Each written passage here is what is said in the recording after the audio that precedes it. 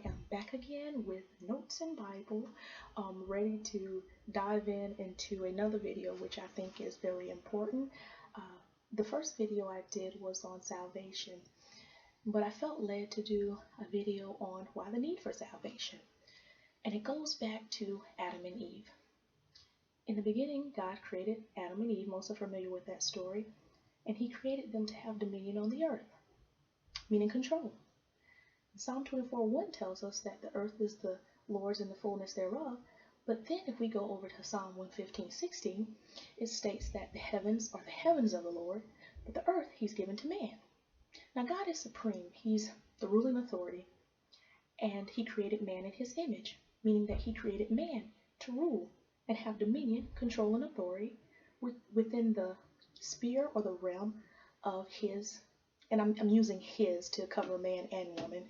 It's just easier to do that. But to have authority and control in the sphere or realm of his influence. But we learn in Genesis 3 that Adam and Eve sinned when they ate of the fruit that was forbidden to them. And thus, with them sinning, they lost authority. And then Satan became the ruler of this world, because the serpent was the one, which is another name used for Satan, who deceived man. And so therefore they relinquished their dominion here on the earth to Satan. And because of this, because of their willful disobedience, all generations to come would be subject to the effect of sin. And we read about that, like I said, pull out the handy Bible. We read about that or learn about that in Romans 5:12. Here we go. I've had this Bible for a long time. As you can see, it's pretty battered. Got it when I graduated from high school, so this Bible is about 20 years old and I'm actually missing some chapters. But Romans 5:12. Therefore, just as through one man sin entered the world, and death through sin, and thus death spread to all men because all men sinned. And that's what happened. See, pages are falling out. And that's what happened as a result of Adam and his sinning. However, God did make a way. Even though man sinned, God made a way. And we read about that in 1 Peter, the first chapter, 18 through 20.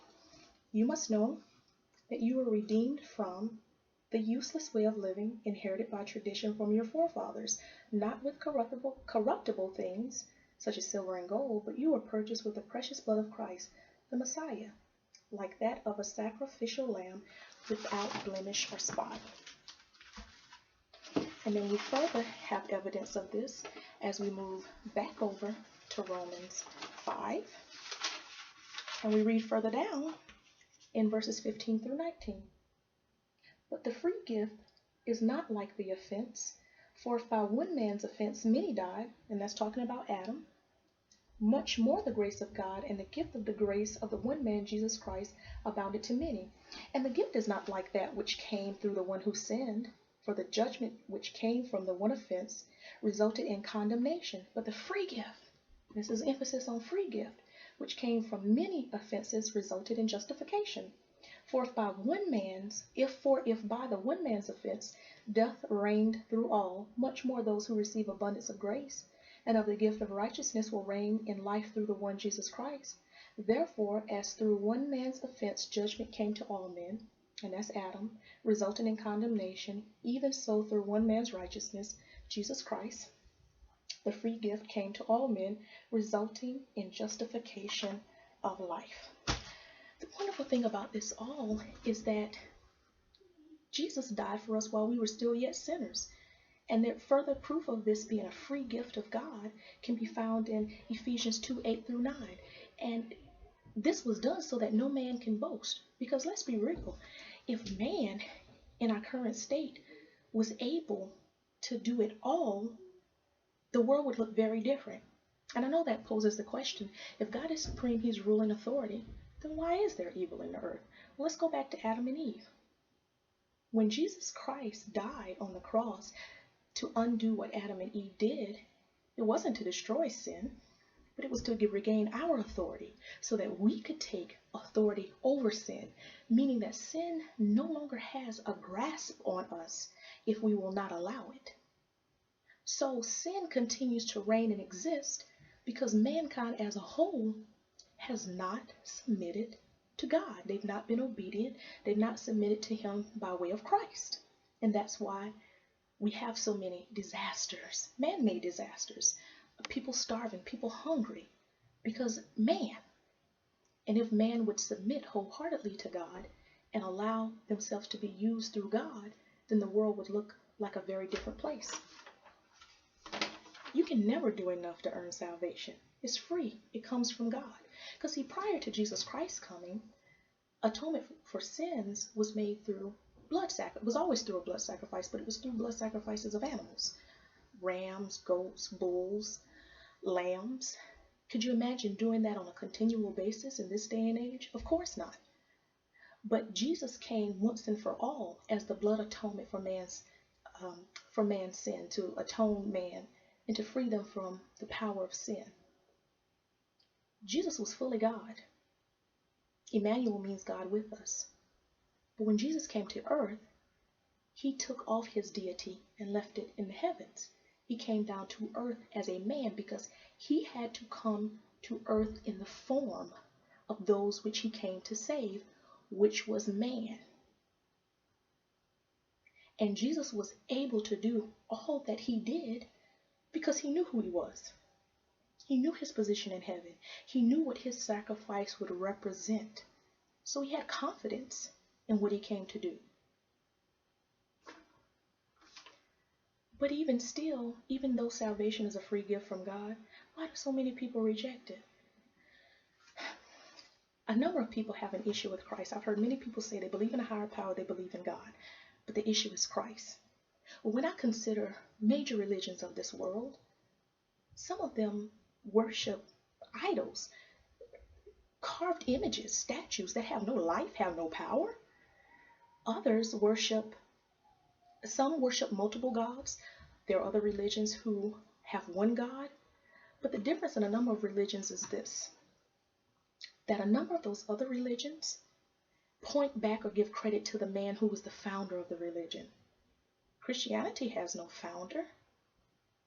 Even when you go back to early Jewish religions, that was not man-made. That was not formed by man. That was formed by God. And then when you go to Christianity, Jesus was the central man at the thing, but He didn't found Christianity, because remember, he was buried, dead, and resurrected and ascended to heaven. So He didn't create what we know as Christianity. Those whose life He impacted and touched with the message of the kingdom of God, those are the ones who founded the early church. Jesus did not come and bring credit and glory to Himself. All credit and glory He gave to God. If you read through the Gospels, particularly Matthew, you will see that He preached the kingdom of God. But people have a problem with Christ. Christ came to the segment of society that no one wanted to deal with. He came to the adulterers. He came to those who were considered low. He didn't come to the elite. But people have a problem with Christ. Christ preached a message of love and forgiveness and kindness. But people have a problem with Jesus Christ. And ultimately, His aim was to please God. If you read the scriptures, read Matthew, Mark, Luke, John, you will see who Christ really was. And then I also heard that He was compared to a god in Egyptian mythology. So me being acquisitive and wanting to know and understand more, because the Bible does tell us to study to show ourselves approved, I looked up said God.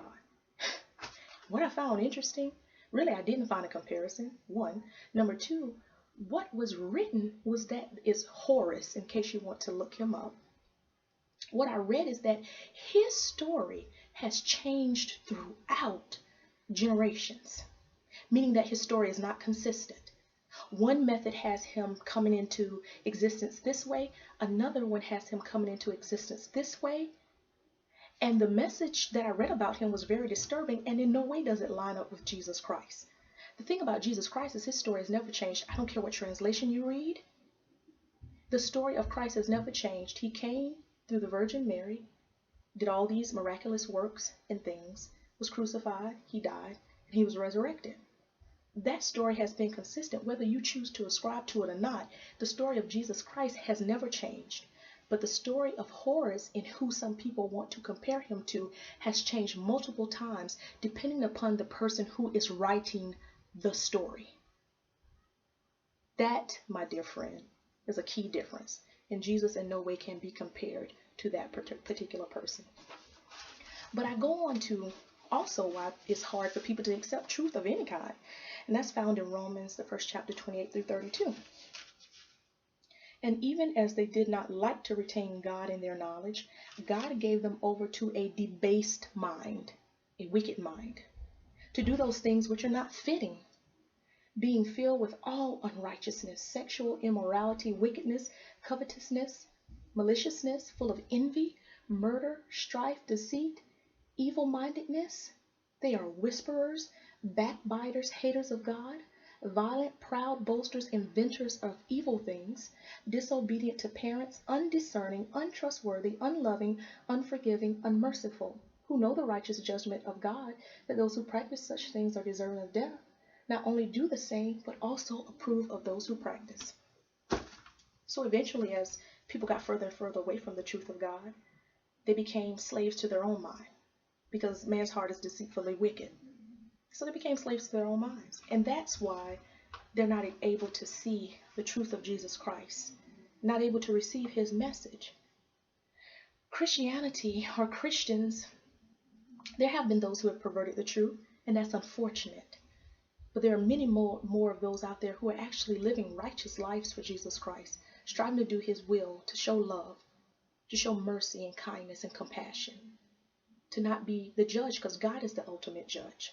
There are people out there who are getting it right, but people choose to focus on the negative. But the thing about Satan is this: it's been his trick, his plan, his way of doing things from the beginning. If he can get people to believe that he doesn't exist and God doesn't exist, because what is good without evil, or evil without good? So he blinds the mind. People don't see, don't want to learn, don't want to seek out. And the thing about it is they get so angry when people preach the message of Jesus Christ. That further lets you know that the enemy is at work. Because if we are searching and crying out for goodness and peace and love and mercy and kindness and compassion in this world, then why do we reject a person who came to earth and preached that message and told his disciples, early apostles, and all those who would believe to go out and make disciples, to spread this message and to bring others into God's kingdom? Not his kingdom, God's kingdom.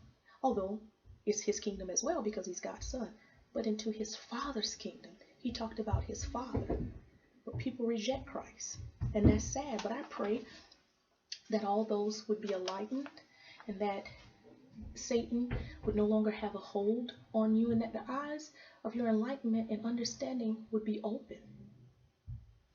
Thank you for taking the time to listen. I hope this message has blessed you, or at least piqued your curiosity to do some research on your own and to really, understand what it is that God did for you when he sent Jesus and why you need him in your life. Be blessed.